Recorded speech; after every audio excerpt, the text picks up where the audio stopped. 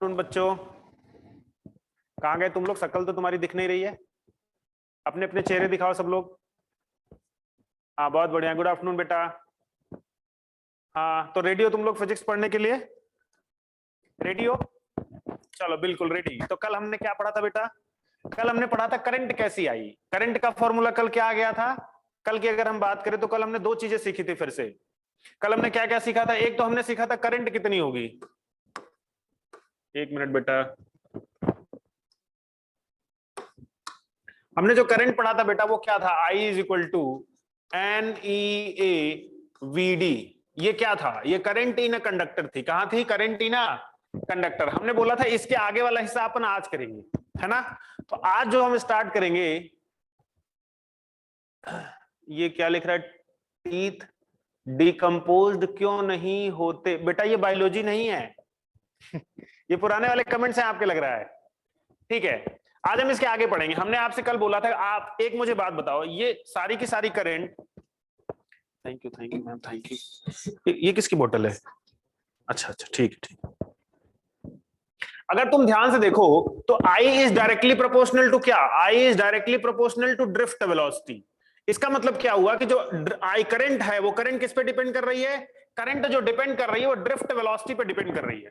अगर drift velocity ज्यादा तो फ्लो ऑफ करंट ज्यादा, और अगर ड्रिफ्ट वेलोसिटी कम तो फ्लो ऑफ करंट कम। ऐसा कौन बोल रहा है? ऐसा ये फॉर्मूला बोल रहा है मेरे को।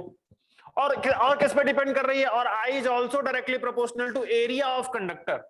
देखो ये करंट किस पे डिपेंड कर रही है? ड्रिफ्ट वेलोसिटी पे। और करंट किस पे डिपेंड कर रही है? एरिया पे। दो चीजों पे करंट डिपेंड कर रही है।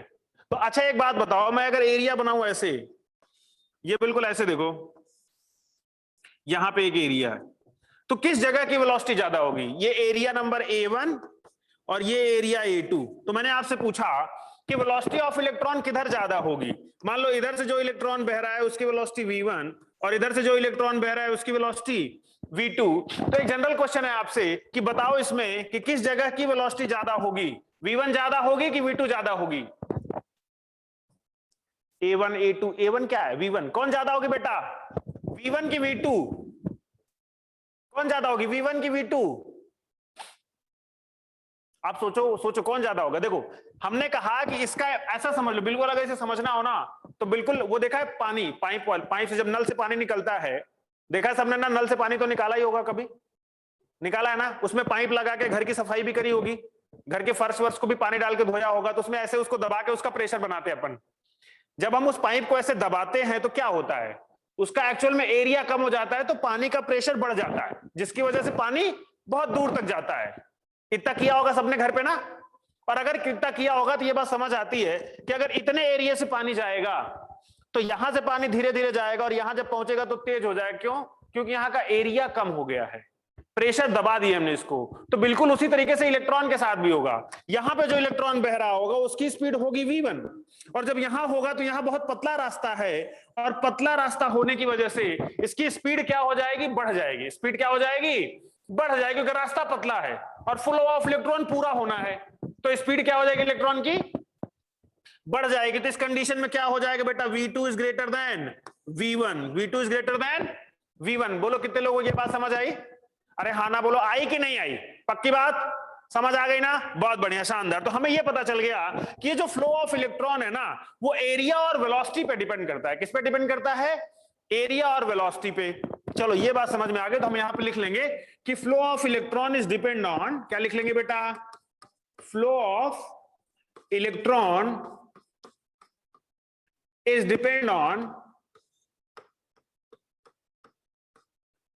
depend on area and velocity।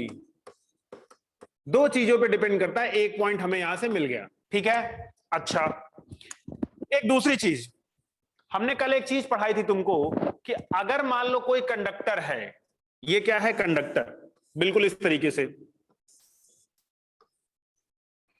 अगर ये कंडक्टर है, इसमें बैटरी लगा दिया, क्या लगा दिया बेटा? बैटरी लगा दी। बैटरी लगा दिया तो बैटरी क्या काम करता था? याद करो पहला लेक्चर, फर्स्ट डे का लेक्चर याद करो। हमने आपको एक चीज सिखाई थी और बोला था बेटा इसको एज इट इज याद कर लो, अपन सिखा देंगे जब इलेक्ट्रिक फील्ड पढ़ेंगे। तो एक चीज सिखाई थी कि ये जो बैटरी है ना, वो यहां पे एक इलेक्ट्रिक फील्ड डेवलप करता है। क्या डेवलप करता है? Electric field. क्या डेवलप करता है? Electric field. और जिसकी वैल्यू होती है E is equal to V/L। L is the length of conductor. अपन ने कल ऐसा फर्स्ट लेक्चर वाले दिन ऐसा सिखाया था, और मैंने उस समय ये बोला था कि आपको इस इलेक्ट्रिक फील्ड की फीलिंग जब हम इलेक्ट्रिक फील्ड पढ़ाएंगे तो वहां आ जाएगी। थोड़े समय के लिए इसको एज इट इज याद कर लो। बोलो बात समझ आई? फर्स्ट लेक्चर में। अरे हाँ ना बोलो भाई। हाँ बिल्कुल। अच्छा, दूसरी बात, इसमें जो इलेक्ट्रॉन्स होंगे ना, ये वाले, एक बात बताओ, ये जो इलेक्ट्रॉन्स होंगे, जब ये इलेक्ट्रॉन्स दौड़ेंगे तो इनके टकराने की संभावनाएं भी बढ़ जाएंगी। अगर ये दौड़ेंगे, एक मान लो एक कमरे में 10 लड़कों को छोड़ दिया जाए और बोला जाए बेटा दौड़ो तुम, तो सारे लड़के दौड़ेंगे। तो कभी ऐसा भी समय आएगा जब टकराएंगे। टकराएंगे कि नहीं टकराएंगे? पक्की बात है। क्यों दौड़ रहे थे? क्योंकि हमने उन पे फोर्स लगाया था। बिल्कुल ऐसा समझो, पीछे बैटरी बांध दी हर लड़के के पीछे और उसको बैटरी ऑन कर दी, वो लड़का दौड़ना चालू कर दिया। अब वो दौड़े जा रहा है, पूरे कमरे में दौड़ता रहेगा। तो कभी ऐसा भी समय आएगा कि वो दूसरे लड़के से टकरा जाए। 100% आना ही आना, ये समय आएगा ही आएगा। वैसे ही बेटा इलेक्ट्रॉन्स के साथ होता है। ये इलेक्ट्रॉन जब इस बैटरी के इन्फ्लुएंस में आएगा तो इसकी स्पीड बढ़ जाएगी, और जब इसकी स्पीड बढ़ जाएगी तो दौड़ना चालू कर देगा, और दौड़ना चालू कर देगा तो इन दोनों में टकराव भी होगा। टकराव भी होगा और टकराव होने की संभावना बढ़ जाएगी। तो एक चीज यहां पे आती है कि भाई साहब, जब इसमें और इसमें टकराव होगा ना, दो इलेक्ट्रॉन्स के बीच में, दो इलेक्ट्रॉन्स के बीच में जब टकराव होगा तो टकराने के पहले वाले समय को ध्यान से सुनना, टकराने के पहले वाले समय को क्या बोला जाता है? या टकराने से पहले वाला जो समय होता है ना, उसे बोलते हैं रिलैक्सेशन टाइम। नाम याद रखना, है समय ही, बस नाम अलग दे दिया बस। बिल्कुल टाइम याद रखना, उसका नाम रिलैक्सेशन क्यों है? ऐसे समझो कि मैं यहां पे खड़ा हूं, ये कुर्सी है, ये चेयर तुम्हें दिख नहीं रही होगी, ये चेयर रखी है हमारे सामने, ठीक है? अगर मैं दिखाना चाहूँ तुम्हें दिखेगी भी नहीं शायद। हालांकि हमारे ये पोडियम है हमारे सामने, है ना, ये पोडियम जिसपे अपन पानी वानी रखे। मेरा हाथ दिख रहा है तुमको? यहाँ पे नहीं, वो भी नहीं दिख रहा है तुमको। खैर एज्यूम कर लो यहाँ पोडियम, ऐसा समझो ये इस पे तो टकरा सकते, ये तो तुम्हें दिख ही रहा है ना बोर्ड। सोचो अगर हम बोर्ड पे टकराना चाहते हैं, अभी हम चल नहीं रहे, अभी हम खड़े हैं, किसी ने मेरे ऊपर बैटरी लगा दी, बैटरी को ऑन भी कर दिया, अपन गए बोर्ड से टकरा गए ऐसे। तो जब यहां पर खड़े थे तो हमारे और बोर्ड के बीच में कुछ डिस्टेंस थी, कुछ डिस्टेंस थी कि नहीं थी? तो अभी हम दोनों टकराए नहीं है, टकराने के पहले वाली डिस्टेंस है। मतलब मैं यहां खड़ा हूं, बोर्ड वहां पे है, तो हम दोनों के बीच में जो डिस्टेंस है ना, that distance is known as mean free path. नाम याद हो गया? Mean free path. जहां पे पाथ आ गया वो हो गई डिस्टेंस, मीन फ्री पाथ। और इतने ही डिस्टेंस इसे बोला गया मीन फ्री पाथ, और यहां से वहां तक के टकराने वाले समय को बोला गया रिलैक्सेशन टाइम। मतलब अभी हमने टकराया नहीं है, अगर हम टकरा जाएंगे तो टकराने के लिए जितना समय लगेगा, दैट समय is known age relaxation time, मतलब आराम करता हुआ समय। तो है तो दोनों समय ही, बस एक में नाम का फर्क है, बस ये भी टाइम है और ये भी डिस्टेंस है, बस नाम का फर्क है। इलेक्ट्रॉन की भाषा में इसे बोला जाता है कि collision between two electrons. Collision between two electron ऐसा कहा जाता है।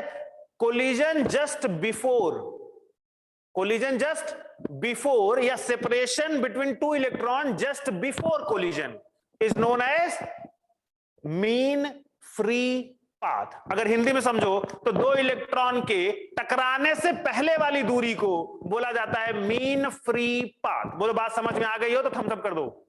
अगर आ गई, क्या नहीं समझ में आया तो मैं फिर बताऊंगा, टेंशन नहीं लेना, शब्दों से मत घबराना, बिल्कुल आसान है। फिजिक्स मतलब एकदम वो होता है मोबाइल गेम जैसा है, बस तुम्हें समझ में आ जाए, बस नाम अलग अलग है, नाम को तो अपन याद करने में माहिर नहीं है। तो यहां पे क्या मिला हमको? अब मैं तुम्हें वो चीज सिखा रहा हूं। मैंने बोला कि ये इलेक्ट्रॉन यहां है और ये इलेक्ट्रॉन यहां है, इन दोनों के जो बीच की दूरी थी ना, that distance is called mean free path. क्या नाम दिया गया बेटा? Mean free path. ये distance between these two collisions, इसे क्या बोला गया? डिस्टेंस बिटवीन, आप लोग इसको लिख भी सकते हैं, डिफिनेशन है मीन फ्री पाथ की, लिख लीजिए। क्या बोला गया कि the distance between two collision. क्या लिखेंगे हम इसको बेटा? डिस्टेंस बिटवीन, लिखेंगे डिस्टेंस बिटवीन टू कोलिजन्स। ये दो कोलिजन के बीच की क्या है, दूरी, और इसको डिनोट किया जाता है, it is denoted by lambda. किससे डिनोट किया जाता है, लैम्डा से डिनोट करते हैं। याद रखना ये लैम्डा क्या है, lambda is the distance. Lambda क्या है, डिस्टेंस। कौन सी, इसे नाम दिया गया मीन फ्री पाथ। बोलो बात समझ में आई। तो अब एक होता है रिलैक्सेशन टाइम। क्या होता है, रिलैक्सेशन टाइम है, उसको डिनोट किया जाता है टाउ से। टाउ बोले तो टाउ, टाउ। ये रिलैक्सो वाला चप्पल आता था ना, रिलैक्सो वाला चप्पल देखा है सबने, एडवर्ट तो देखा होगा ना टीली में, रिलैक्सो वाला चप्पल, बिल्कुल रिलैक्स फील कर रहा है तुमको। बिल्कुल उसी तरीके से ये रिलैक्सेशन टाइम है। ये रिलैक्सेशन टाइम बिल्कुल वो टाइम है जब दोनों इलेक्ट्रॉन कैसे थे, रिलैक्स मोड में थे। अभी दोनों में टकराव होने की कोई संभावना नहीं है, दोनों रिलैक्स मोड में है। जैसे अपन कभी कभी रिलैक्स मोड में होते हैं और कोई डिस्टर्ब कर दे तो गुस्सा आ जाता है, बिल्कुल उसी तरीके से ये दो इलेक्ट्रॉन रिलैक्स मोड में है। तो ऐसे टाइम को बोला गया रिलैक्सेशन टाइम। और इसकी भी एक डेफिनेशन होती है। क्या होती है डेफिनेशन, आप इस डेफिनेशन को भी लिख लेंगे। द टाइम, क्या लिख लेंगे, टाइम बिटवीन टू कोलिजन्स। अब ध्यान से देखो तो हमने कुछ नया नहीं बताया है। एक्चुअली ये जो साइंटिस्ट टाइप के लोग होते हैं ना, वो हमें हमारी ही भाषा में कंफ्यूज कर देते हैं। अब बताओ, अगर ये डिस्टेंस है, ये मीन फ्री पाथ डिस्टेंस है और ये टाइम है, तो इसको ऐसा भी तो बोल सकते थे वो डिस्टेंस और वो टाइम है। तो कुछ नया इन्वेंशन करने के चक्कर में वो हमें कंफ्यूज कर देते हैं। तो उनकी बातें सुनना जरूर है, लेकिन फीलिंग को समझते हुए। फीलिंग क्या कहती है, ये डिस्टेंस है भैया और ये टाइम है। ये क्या है, टाइम है। अच्छा, तो अपन ने 9th में फॉर्मूला पढ़ा था, अगर तुम्हें याद हो तो, इक्वेशन ऑफ मोशन के फॉर्मूले पढ़े थे 9th में। अगर मैं 9th की बात करूं तो 9th में आपने 3 फॉर्मूले पढ़े थे। v is equal to U plus AT, S is equal to UT plus half AT square, V square is equal to U square plus 2AS। ये फॉर्मूले पढ़े थे ना आपने 9th में, पढ़े थे कि नहीं पढ़े थे? 9th में ये फॉर्मूला सबने पढ़ा होगा। V is equal to U plus, इसे बोलते हैं इक्वेशन ऑफ मोशंस। ये न्यूटन साहब ने दिया था। इक्वेशन ऑफ मोशन के 3 फॉर्मूले अपन ने 9th में पढ़ा होगा, बिल्कुल सही, ठीक है ना। अब इन इक्वेशन ऑफ मोशन की हमें जरूरत है। एक बात बताओ, ये देखो, ये डायग्राम देखो। इस डायग्राम में क्या कह रहा है कि इस पूरे कंडक्टर पे इलेक्ट्रिक फील्ड कितनी है, E। इलेक्ट्रिक फील्ड कितनी है, E। तो सोच के देखो, इसका मतलब ये इलेक्ट्रिक फील्ड है, तो ये इलेक्ट्रिक फील्ड हर इलेक्ट्रॉन पे एक फोर्स भी लगा रहा होगा। लगा रहा होगा कि नहीं लगा रहा होगा? बिल्कुल उसी तरीके से देखो, मैं डायग्राम अब आगे बनाता हूं। मैंने बोला ये इलेक्ट्रॉन्स हैं, ये इलेक्ट्रॉन्स है ऐसे, ये कहां चलेगा, इलेक्ट्रिक फील्ड के अंदर। ये इलेक्ट्रिक फील्ड है बेटा, ये इलेक्ट्रिक फील्ड है। किसने दी थी इलेक्ट्रिक फील्ड, बैटरी ने दी थी। किसने दी थी, बैटरी ने दी थी। तो सोचो, अगर ये इलेक्ट्रॉन इलेक्ट्रिक फील्ड में रखा है तो इस पर फोर्स लगेगा इस डायरेक्शन में, और वो फोर्स को लिखते हैं F। क्या लिखते हैं, F। और फोर्स को कैसे लिखा जाता है, फोर्स को लिखा जाता है कि force is equal to Q into E. Q क्या है, E, charge into electric field. Force को कैसे लिखा जाता है, चार्ज इंटू इलेक्ट्रिक फील्ड। ऐसा तुमने पढ़ा है 10th में, नहीं पढ़ा ऐसा? 10th में ये फॉर्मूला नहीं पढ़ा होगा ना। अगर तुम्हें कुछ कुछ याद हो, मैं तुम्हें प्रॉपर्टीज याद कराऊं, तो प्रॉपर्टीज ऑफ चार्ज आपने 10th में पढ़ा होगा, याद है? जहां पे क्वांटाइजेशन ऑफ चार्ज भी पढ़ा होगा। याद आ रहा है कुछ कुछ? क्या, अगर नहीं पढ़ा तो कोई बात नहीं, आप बस थोड़ी देर के लिए याद रखो, मैं ये सब डिराइव करके दिखाऊंगा आपको। लेकिन ये सब इलेक्ट्रिक फील्ड का पोर्शन है, बस 2 ही नई चीजें, बस सिर्फ 2 नई चीजें हैं, एक फोर्स और एक इलेक्ट्रिक फील्ड। और अगर ये फोर्स है तो फोर्स को क्या लिख सकते हैं, mass into acceleration, Newton second law. Newton second law क्या कहता था, force is equal to mass into acceleration. ये याद है क्या सबको? कोई बात नहीं बेटा, नहीं था तो अपन पढ़ाएंगे, टेंशन ना लो।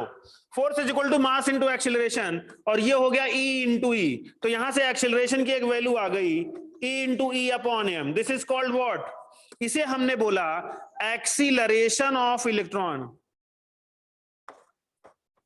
एक्सीलरेशन ऑफ इलेक्ट्रॉन, ये इलेक्ट्रॉन का क्या आ गया, एक्सीलरेशन आ गया। क्या आ गया बेटा, बोलो इतनी बात चमकी कि नहीं चमकी? अरे हाँ ना बोलो, अरे हाँ ना बोलो, समझ आया क्या? एक्सीलरेशन ऑफ इलेक्ट्रॉन समझ आया क्या? अरे तुम्हारी फोटो गायब हो गई, बहुत सारे बच्चे सब छुप गए। अरे कहां छुप गए, खाना खाने चले गए क्या? अरे वापस तो आ जाओ, छुपो मत। चलो, ये क्या बोला मैंने, एक्सीलरेशन ऑफ इलेक्ट्रॉन।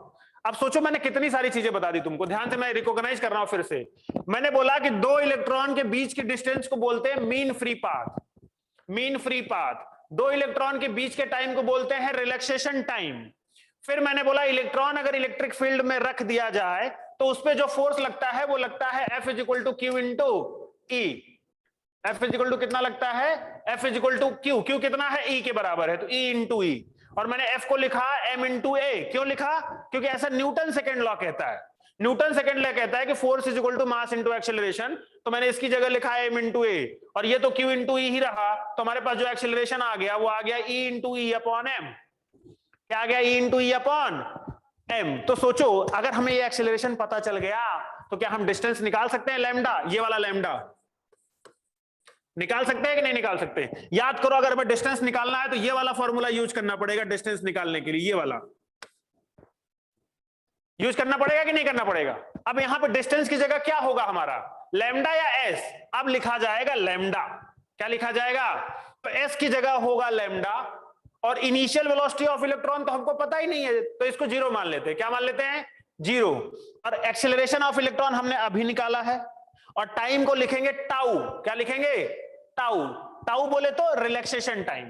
तो देखो अब मैं नेक्स्ट पेज पे चल रहा हूं और वहां पे ये चीजें लिख रहा हूं। मुझे पता है S is equal to UT plus half AT square, तो एस को लिखा लैम्डा, ये हो गया जीरो, ये हो गया हाफ, और ए की वैल्यू क्या है, small E into capital E upon M into tau square.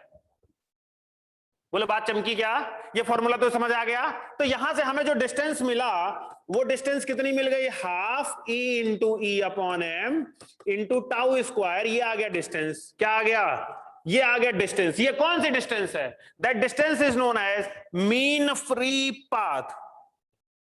कौन सी डिस्टेंस है, मीन फ्री पाथ। अच्छा एक चीज तुमने और पढ़ी जिसका नाम है ड्रिफ्ट वेलोसिटी, याद है कल मैंने पढ़ाया था। सर रिपीट वंस, क्या रिपीट कर दूं बेटा, देख फिर से देख।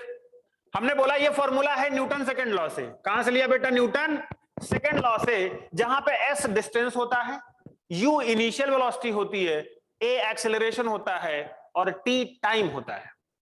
याद है हमने अभी तीनों फॉर्मूले यहां पे लिखे थे, मैंने बीच वाला फॉर्मूला लिया क्योंकि हमें क्या निकालना था, डिस्टेंस निकालना था, तो हमने बीच वाला लिया। चलो आगे बढ़ते हैं। फिर मैंने बोला कि initial velocity of the electron is zero, तो ये पूरा का पूरा टर्म जीरो हो गया, तो मैंने जीरो लिख दिया, और ये हाफ को हाफ ही रहने दिया, और जो ए लिखा है एक्सेलरेशन उसको लिखा है एक्सेलरेशन अपन ने यहां से निकाला था, देखो ये वाला acceleration E into capital E upon M, तो मैंने इसको यहां रखा, और टाउ, टी की जगह क्या रखा, टाउ। बात समझ आई, अरे आ गई समझ में, क्या है सर, हाँ बेटा समझ आया क्या,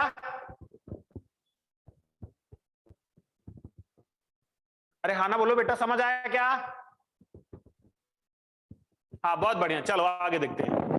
अब फिर मैंने आपसे कहा कि आपने सर डिस्टेंस निकाल दिया लैम्डा, और हमने पढ़ा है कि ड्रिफ्ट वेलोसिटी क्या होती है।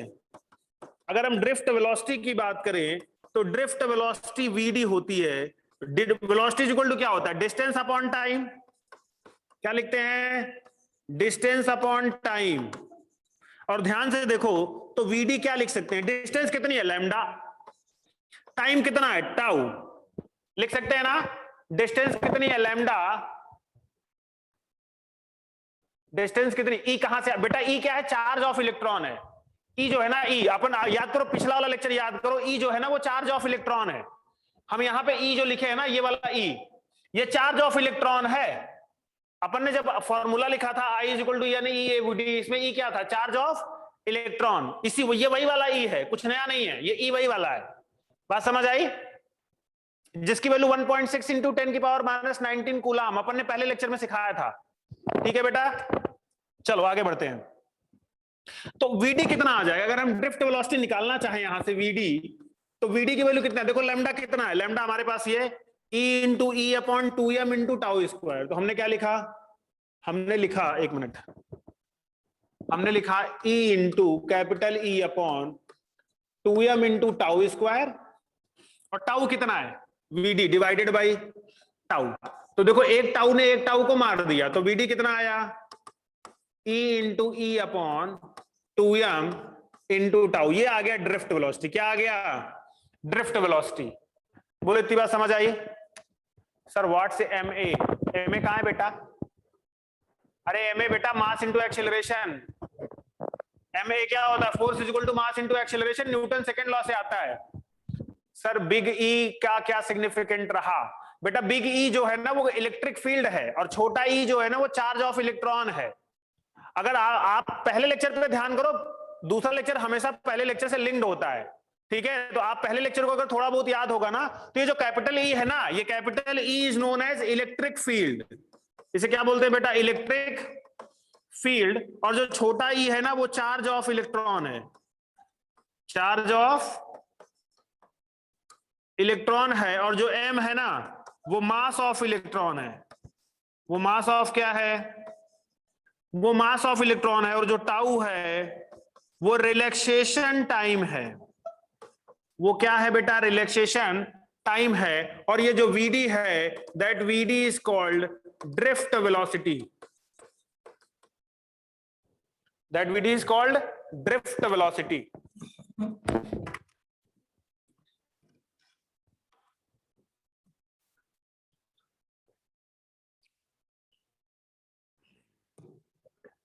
अब देखो, इतनी बातें क्लियर हो गई? अरे हाँ ना बोलो, चमका ना? बहुत बढ़िया। अब आगे बढ़ते हैं। देखो ये फॉर्मूला तुम याद रखना। अब मैं आगे आता हूं कहां पे? हमने अभी करंट लिखा था सबसे, जैसे मैं आया था I is equal to NEA VD। तो VD की जगह, ये VD है ना, NEA VD की जगह क्या लिख दो? ये अभी VD निकाला अपन ने, क्या है? E into E upon 2m into tau. इसकी वैल्यू इस जगह रखो, E into E upon 2m into tau. ऐसा लिख सकते हैं? अरे हाँ ना बोलो, लिख सकते हैं नहीं लिख सकते? VD की वैल्यू को यहां पे अपन ने रिप्लेस कर दिया। जब रिप्लेस कर दिया, और याद करो मैंने electric field is equal to पढ़ा है, electric field is equal to क्या है? E is equal to V by L।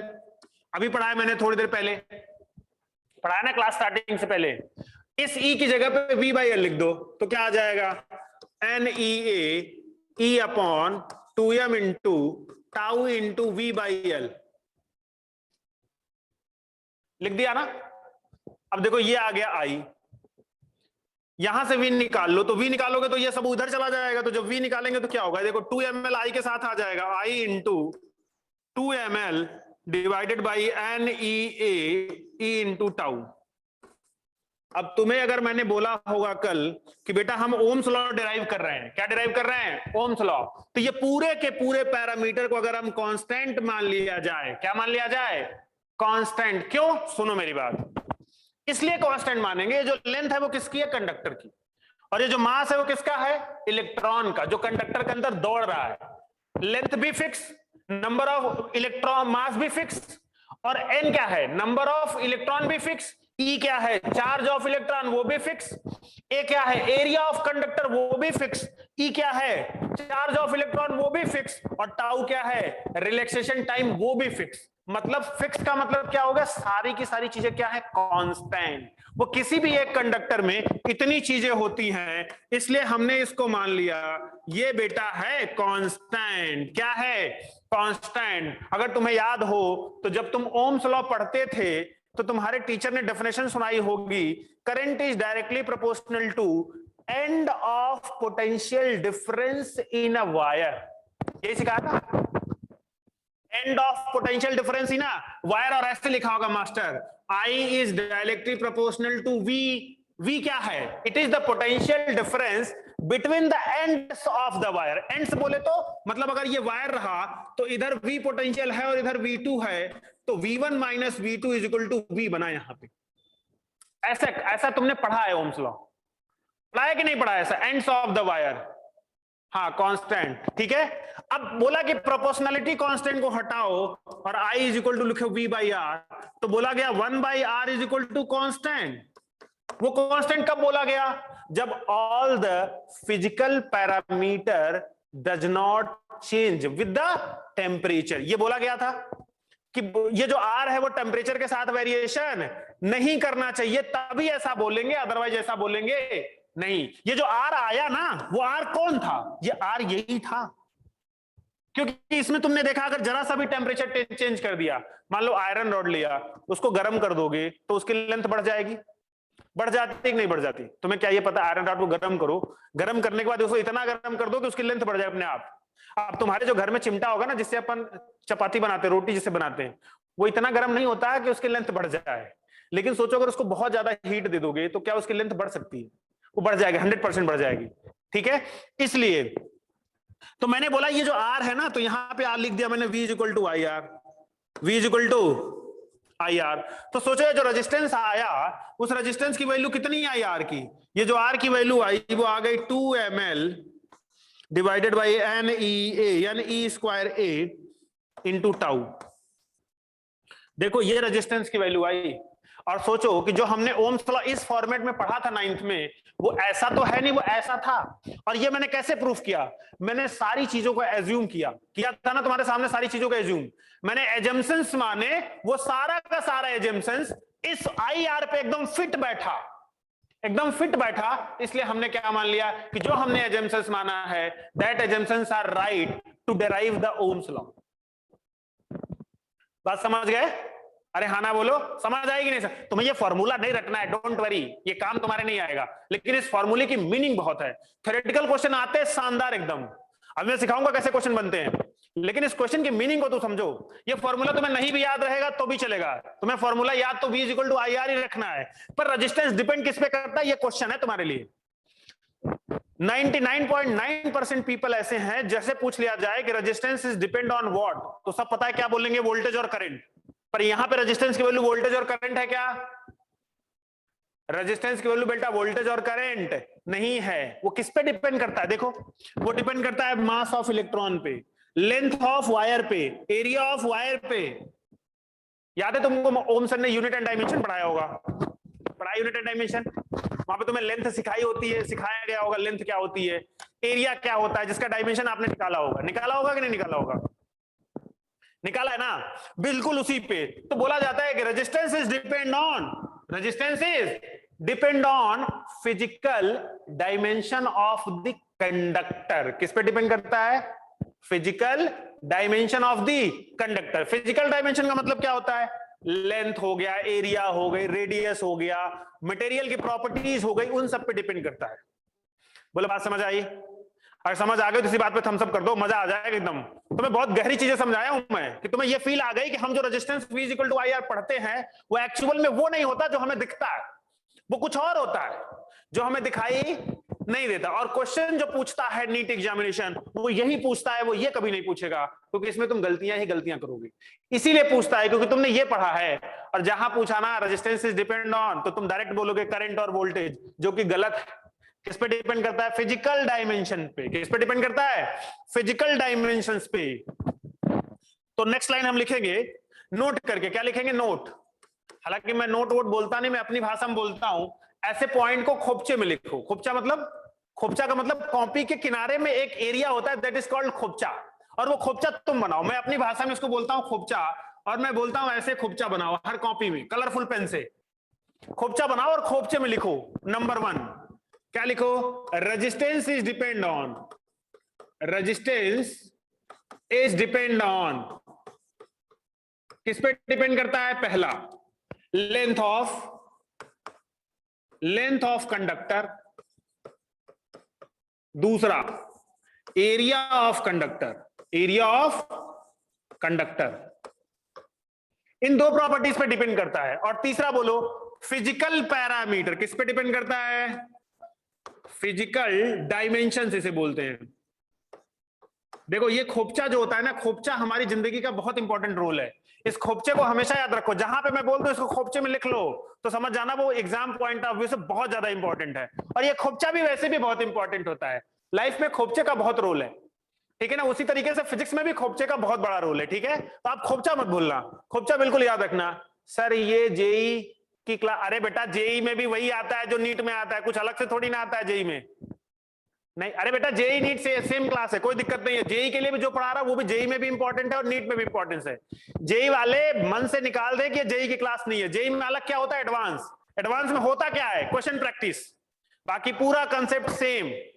Question practice अलग तरीके से होती है, वो अपन अलग तरीके से करवाएंगे एडवांस वालों के लिए, ठीक है? लेकिन यहाँ पे जेई मेडिकल दोनों बैठा है ना, जेई और नीट वाले, तो जेई और नीट के लिए दोनों चीजें इंपॉर्टेंट है। जहां पे मुझे लगेगा कि जेई के लिए ज्यादा इंपॉर्टेंट है, नीट के लिए कम इंपॉर्टेंट है, मैं बोलूंगा।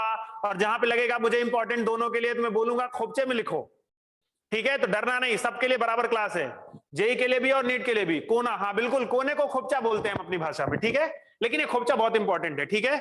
चलो ये चीजें हमने सीख ली कि resistance is depend on the physical parameter, area of conductor, length of conductor. Formula अपन ने यहां से सीख लिया। इस रेजिस्टेंस को लिखने का एक और तरीका बताया गया। क्या बताया गया वो भी सुनो। दूसरा तरीका क्या है? अनदर फॉर्म, क्या लिखा गया?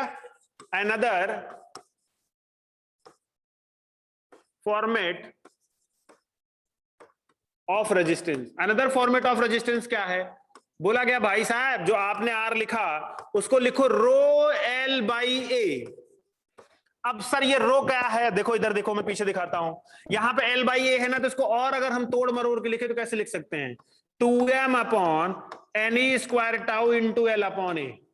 इस पूरी चीज को क्या बोल दिया गया? रो। क्या बोल दिया गया? रो रो रो रो। बोले रो तो ऐसे डिपेंड किया जाता है, ऐसे लिखा जाता है। पी पी जैसे पी लिखते हैं ना अपन, पी कैसे लिखते हैं? पी लिखते हैं ऐसे, तो ऐसे इसको नहीं लिखते। रो को कैसे लिखते हैं? ऐसे लिखते हैं, थोड़ा इधर टेढ़ा बना देते हैं ऐसे, ठीक है। इसको बोलते हैं रो। रो का मतलब होता है रजिस्टिविटी। एक होता है रेजिस्टेंस, एक होता है रजिस्टिविटी। देखो अब मैं इधर लिख रहा हूं, क्या है formula? 2m upon N E square tau. तो यहां पे रो की वैल्यू कितनी हो गई? 2m upon N into E square into tau into L by A. ये है तो रेजिस्टेंस का ही फॉर्मूला, लेकिन रेजिस्टेंस के फॉर्मूले को थोड़ा और तोड़ा गया और इस सिस्टम को बोला गया रेजिस्टिविटी। क्या बोला गया? यानी rho is known as resistivity. Resistivity क्या हो गई? अब देखो यहां पे, देखो यहां रेजिस्टिविटी किस पे डिपेंड करती है? ध्यान से सुनना। एक कंडक्टर है, उसका एक रेजिस्टेंस है जो किस पे डिपेंड करता है? एरिया और डायमेंशंस पे और लेंथ पे। और रेजिस्टिविटी किस पे डिपेंड करती है? देखना रो की वैल्यू कितनी है। यहां से अगर हम रो का फॉर्मूला लिखे तो क्या हो जाएगा? 2m upon N E square into tau. तो देखो m क्या है? Mass of electron.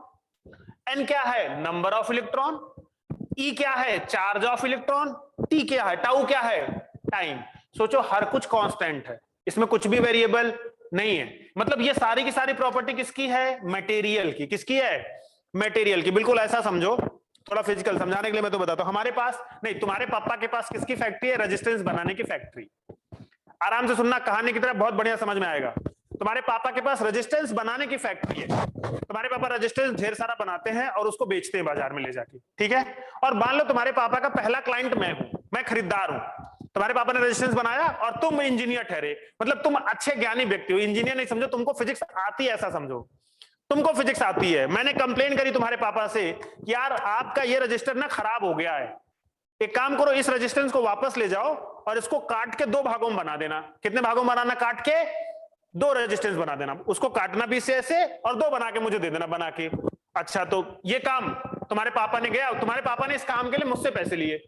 मेरे पास और एक स्टूडेंट था जिसको और अच्छे फिजिक्स आती थी, मतलब तुम्हें भी फिजिक्स आती है और इसको भी फिजिक्स आती है, और तुम दोनों दोस्त ठहरे। तो जब मैंने तुम्हारे पापा को वो सामान रेजिस्टेंस वापस करके ये बोला कि आप इसको काट के दोबारा दूसरा बना के मुझे छोटा रेजिस्टेंस करके दे दो, तो तुम बैठे थे वहां पे, तुमने सोचा यार पापा इतनी मेहनत क्यों करना, आप मुरारी सर को ही बोल दो खुद से ही काट ले। और काटने में क्या क्या चेंज कर देंगे? जब उसको आधा कर देंगे तो ये मास आधा हो जाएगा ना, ये नंबर ऑफ इलेक्ट्रॉन आधा हो जाएगा, और चार्ज में कोई फर्क नहीं पड़ेगा, टाइम में कोई फर्क नहीं पड़ेगा। 1 मिनट बेटा, कॉल आ रही है, 1 मिनट। हाँ मोहसिन सर, अब अरे बस 5 मिनट बच्चों की क्लास छोड़ के मैं आ रहा हूं, ठीक है। तो फिर तुमने क्या काम किया कि तुमने इसके देखा मास आधा हो गया, तो तुम क्या बोलोगे अपने पापा से? तुम अपने पापा से बोलोगे कि सर से आप बोल दो कि भाई साहब ये मास को आधा कर लें, रेजिस्टेंस काट देंगे तो क्या आधा हो जाएगा? मास आधा हो जाएगा। और क्या आधा हो जाएगा? नंबर ऑफ इलेक्ट्रॉन्स आधे हो जाएंगे। चार्ज में कोई फर्क, क्योंकि पहले तो पूरा चार्ज रहा होगा, उसका आधा कर दो, e²/2 हो जाएगा कि नहीं? ये सारी चीजें बदल दी। जब ये सारी चीजें बदल दी तो उसकी रेजिस्टिविटी बदल गई, तो रेजिस्टेंस अपने आप बदल गया ना। रेजिस्टेंस बदल गया कि नहीं? अगर ये बदल गया, सोचो ये बदल गया, और लेंथ कितना हो गया? आधा। एरिया कितना हो गया? आधा। सब बदल गया कि नहीं बदल गया? ये तो मैं अपने एंड पे भी कर सकता हूं, तुम्हारे पापा से बोलने की क्या जरूरत थी उसके लिए? उसके लिए अगर हम तुम्हारे पापा से बोलते, तुम्हारे पापा मेरे से चार्ज कर रहे थे, पैसे ले रहे थे और 2 पैसे, तो मेरा काम वो पैसे से हो रहा है। तुमने दिमाग दिया किसको? अपने पापा को, और तुमने वही दिमाग अपने दोस्त को भी दिया। तुम्हारा दोस्त वो दिमाग मुझको दिया कि सर आप पैसे ना खर्च करके ऐसे भी काम कर सकते हो। तो अगर तुम्हें फिजिक्स आती है तो तुमने रेजिस्टिविटी निकाल, अगर तुमने रेजिस्टिविटी निकाल ली तो रेजिस्टेंस तो तुमने अपने आप ही निकाल लिया ना। तो फिर देने की कहां जरूरत थी? यही होता है दिमाग। बोलो बात समझ आ गई?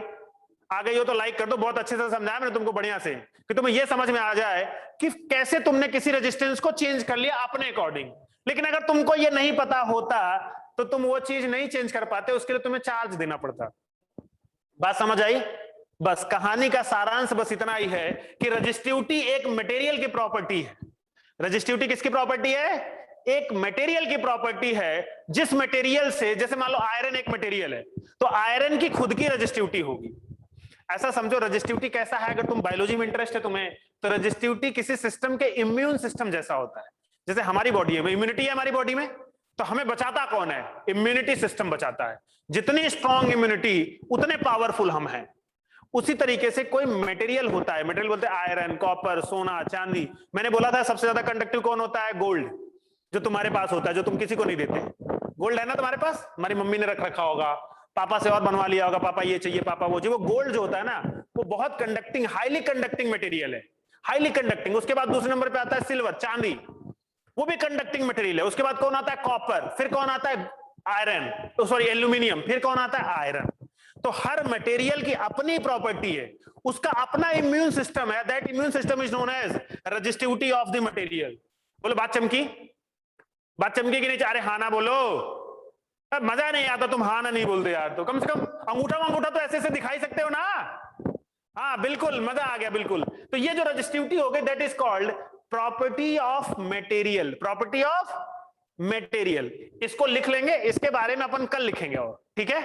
क्योंकि अभी हमारी दूसरी क्लास है उधर 12th वाले बच्चों की, अभी मुझे उधर जाना है, 15-10 मिनट डिले हो गया ऑलरेडी, ठीक है? आज के लिए बहुत बहुत धन्यवाद। अपन कल फिर मिलेंगे इसी टाइम पे।